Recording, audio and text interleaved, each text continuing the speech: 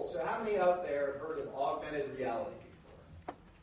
Okay, great. So how many, well, keep the hands up for a second. How many of all of you have actually created augmented reality? Okay, one. All right, so we're Daqri, and we're here today to fix that. What we've done with Daqri is we've created a website that literally makes creating augmented reality experiences as easy as uploading a video to YouTube.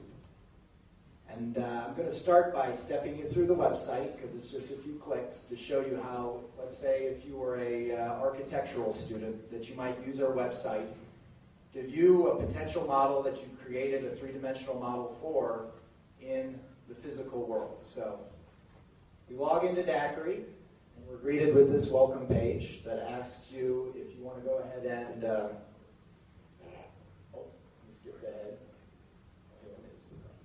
Sorry.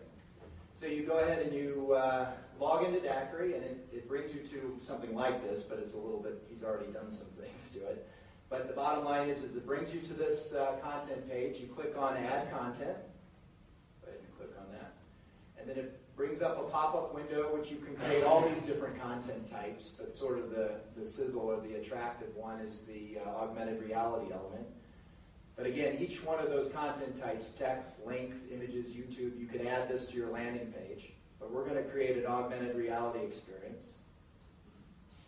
So he clicks on the augmented reality tab, AR, and it gives them a couple choices. One choice is to go ahead and choose your model, and we support all the model types right now that your game engine currently supports, so it's, you know, just most model types.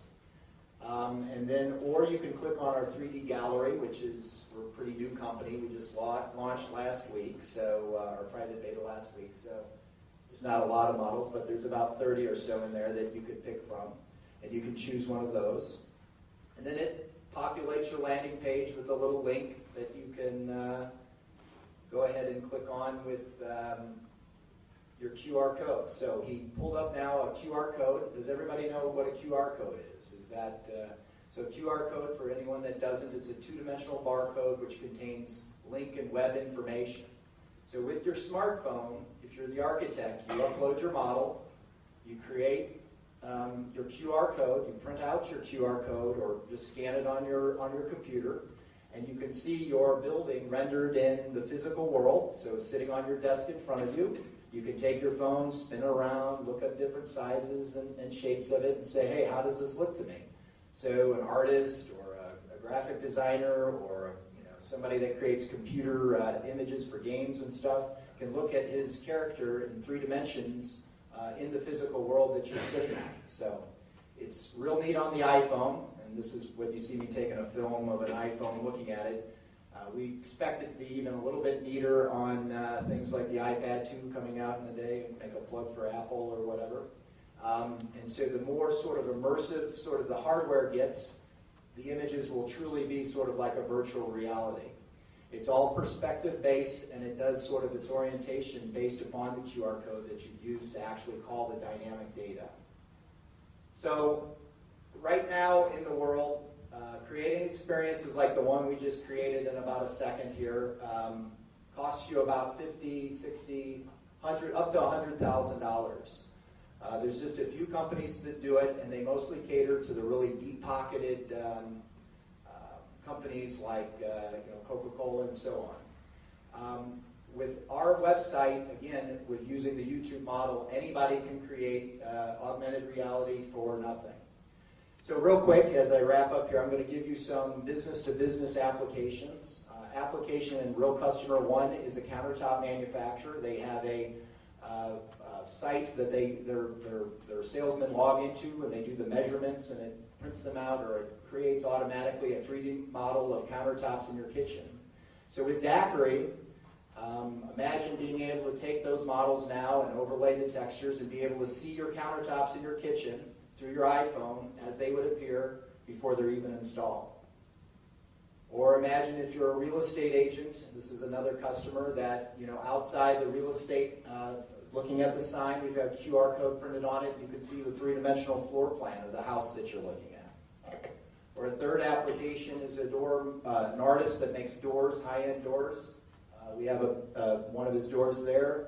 This is a hotel bathroom. We wanted to see what his fancy door would look like on the hotel bathroom door without it even being there. So it's a awesome visualization tool. You know, the days of taking a little piece of paint or whatnot are over. So just to give you guys an idea, our service we're offering free to basic users.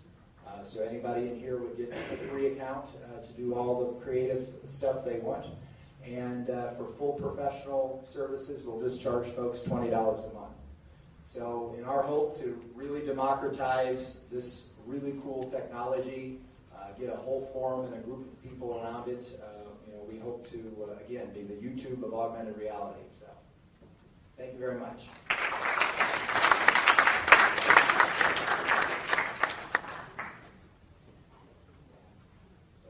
Questions?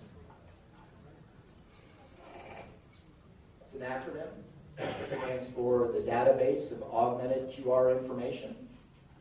And it also sounds like a drink. And so those two things were too irresistible. And it's a 5-letter domain name that we got a .com on, so that's fairly rare nowadays. So. Yeah. So we actually base that on zebra crossing and then just optimize it with our own assembly. The augmented reality portion, though, is built from the ground up. It's all our own technology. All the content's delivered through the API, and then all of the tracking and detection of the pose is done on the phone. We have 27 right now. On an iPhone. Yeah, on an iPhone, yeah. We expect once we get to dual core, we'll easily be 30 pro. We actually render and orientate. We render the image and orientate independently. We have it's one of our patent pending ways of actually displaying the technology.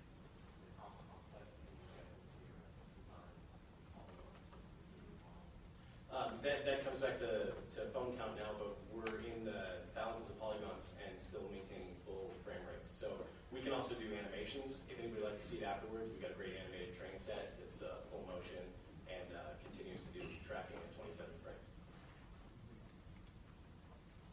Yes? We do facial recognition too? We do have that. We don't have that in the beta that we're doing now, but we also intend to support face recognition and a couple of other natural feature tracking as well. Hand gestures, also finding the objects in the frame as well. So you could look at, say, a table and find points in the frame and then use that for your tracking and pose detection. Yes? Eventually, do you plan to apply this to apparel? Yeah, absolutely. We think that this technology we like to approach like YouTube. We want to make it available to everybody so that if you have an application in apparel, the tools are very easy and the barrier to entry isn't creating the augmented reality, it's creating the content. So we can empower you with our tools to do an apparel app if that's the content that you have. So we've established, obviously from our examples, you can tell we have a few customers in the home decor area, and so we think home decor is a very powerful and a very easy market for us to enter. It has been a very easy market for us to enter. But the applications are absolutely limitless. I think everybody probably in the room that ever has thought about trying to visualize something is going, well, man, I can use this for that, or I can use this for this. And so our job, there's no way our little company is going to be able to exploit all the verticals. So as people come up with their own verticals, you pay us for your service and monetize it yourself. So we're hoping to kind of empower others to figure out creative ways to go off and make and sell augmented reality experiences for their own use.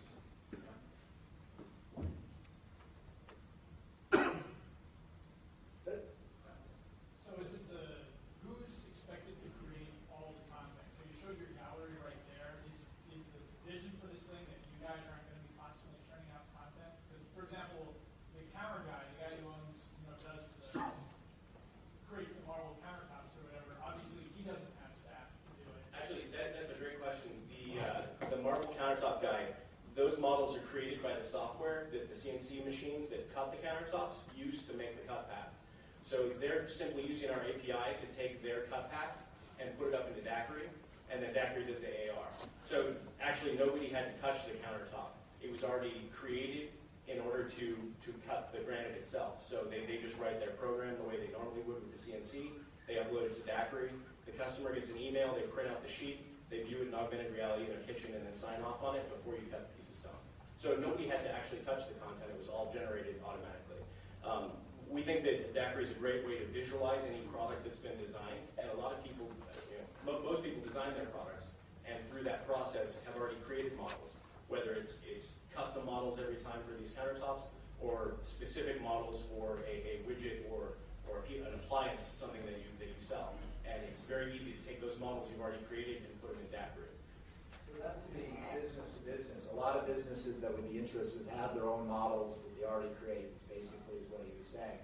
Business to consumers is another area, and there's lots of sites like turbosquid.com that graphic artists just dump all of their content there and sell it.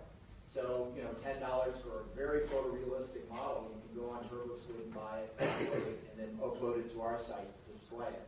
Or there's something called Google SketchUp 3D Warehouse, free. They use Google SketchUp, which is an online tool as well, to create 3D models, and artists just upload it to the Google 3D Warehouse.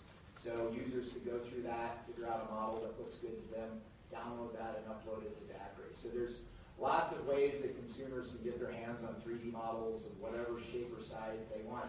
And then businesses, again, already are using and spending the time and effort and money to